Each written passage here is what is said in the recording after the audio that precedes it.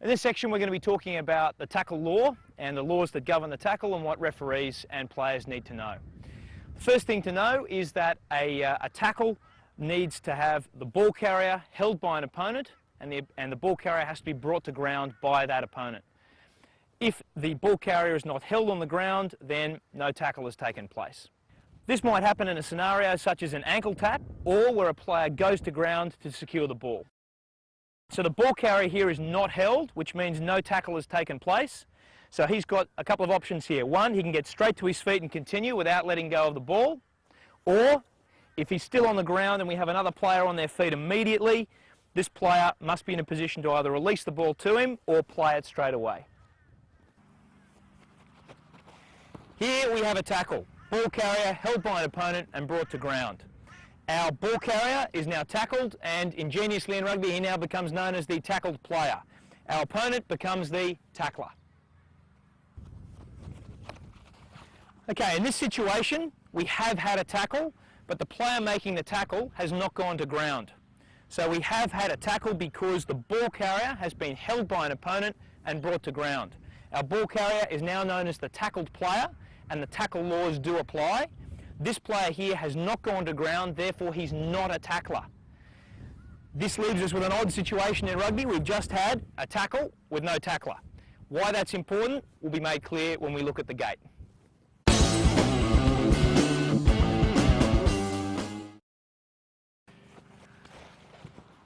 Okay, back to our regular tackle. In this situation we have both a tackled player and a tackler. Now, the tackler has to release and roll away immediately, according to the law book. The tackled player has to release the ball and play it immediately, according to the law book. What are the chances of both of those two things happening immediately? Absolutely zero. So the question is, which of these two things does the referee concentrate on first? The answer is the tackler. He's the man we've got to get out of the road for the betterment of the game. If we can get him out, then we free up space for players to come through and contest for the ball, and we make it easier for this player to play the ball and for the possession to be contested. So let's look at the tackler and what he needs to do, given that he's the first port of call for the referee. First thing he needs to do is actually release the tackle player on the ground. Not many people understand that that's the first thing that has to happen before we worry about rolling away or anything like that. So release the player on the ground, and if he fails to do that, penalty kick is for no release. Once he's released, he's now got a choice of two options. He can get straight to his feet and go for the ball if he's in a position to do so, so straight onto your feet and go away. Note, he does not have to worry about any gate. He's a tackler, he can pick up the ball from any direction and go. Or if he's not in a position to get to his feet and contest the ball, he's simply got to roll away, and a player who doesn't roll away and leaves himself protecting the ball can be penalised for not rolling away. So in this situation we have had a tackle, and again we don't have a tackler. But this player finds himself already in the gate, which means he's in a position to go straight for the ball. However, the first thing he's got to do is release the tackle player on the ground and release the ball. Some players will try and make this high focus tackle, go to ground, never let the player or the ball go, and have it. Well, that's actually a penalty for no release. This player who's on his feet has got to let go of the ball on the ground and then have a crack at the ball from that position after he's done that.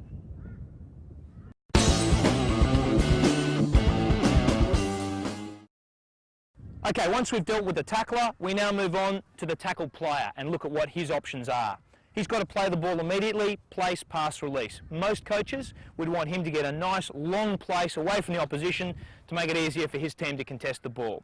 Alternatively, he's got the option of popping the ball up off the ground to a supporting player. We have no problems with passing the ball off the ground in rugby so long as it's done reasonably quickly. He can also hand off the ball to a supporting player, or he can roll the ball back to a supporting player once he's on the ground. So roll the ball back and away we go. So the next question we've got to ask is, how long does this player have to actually play the ball? And the answer is, well, the law book says immediately. Although a lot of people have a lot of different opinions about how long immediately is. We often hear 3 seconds, and that certainly isn't the law book, so that's not correct either. What we look at is, This player has as much time as it takes for there to be an opposing player or supporting player on their feet attempting to go for the ball. So in a situation where a player from the opposing team is on their feet trying to contest the ball, this player has run out of time. He's got to let go of the ball immediately and let this player have it. However, in the situation where there's no opposing player trying to play the ball, well, this player now has a lot more time at his disposal to exercise his options, and a referee certainly shouldn't be penalising a player for not releasing the ball if it's going to have no material effect on the game. If the player is there and a player is on his feet trying to go for the ball and he won't release, that's a penalty kick for no release.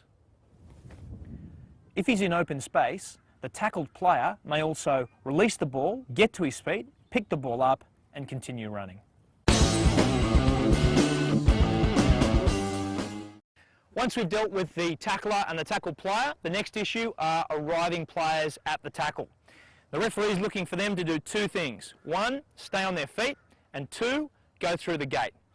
On the issue of staying on their feet, the referees are looking for players, supporting players from both teams to be a plane taking off, not a plane landing. So let's have a look at these two scenarios and identify what the referee is looking for. So if we have a tackle first off, and then an arriving player comes through off his feet to try and secure the ball for his team. In that situation, he's a plane landing and the referee should penalise for not staying on his feet. In this situation, we're going to have a player going off their feet not because they've gone off deliberately to kill the ball, but rather because their opposition is weak. In that situation, a player who's driving out positively as a plane taking off shouldn't be penalised by the referee if he ends up going off his feet because of the fact that he did so because of weak opposition. So let's have a look at our tackle here. Oh, a player here in a weak position, he drives through and ends up going off his feet. Let's talk now about the gate. The gate is not actually in the law book. It's a construct that we use to explain to players what direction they can approach from in order to contest the ball at the tackle. What the law book says is that you've got to come from behind the ball and from behind the player closest to your goal line. So in this case for Gold, they've got their 2 points here. They've got to come in from behind, in this case the tackler, closest to their own goal line.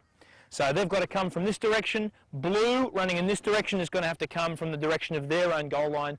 And these areas here are what we call the gate. Any player who comes in the side is going to be penalised for not coming through the gate.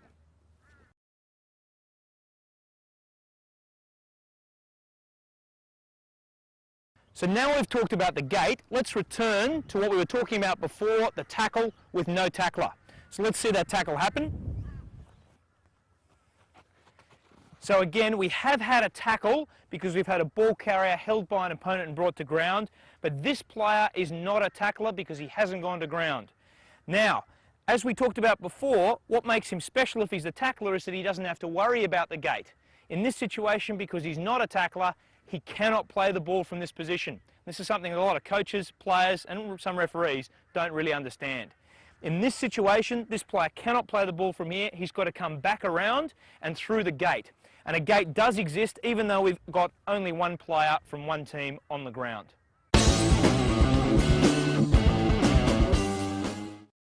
The last thing we want to talk about a tackle is tackle offside. There is in fact no such thing. Any player who's penalised for entry at the tackle is actually penalised for not coming through the gate, not for offside. And the reason is there is no offside, as we can see from this situation here. We have a tackle and we have a tackle only if the goal player pops the ball up to a supporting goal player here and this blue player who's in front of his team's gate makes a tackle. Crowd will probably have a problem with that, claiming offside, but in actual fact it's A-OK. There is no offside at a tackle. Similarly, that player could take an intercept and run off for the rest of the field, no problem. That player isn't offside until we have a ruck form over the tackle.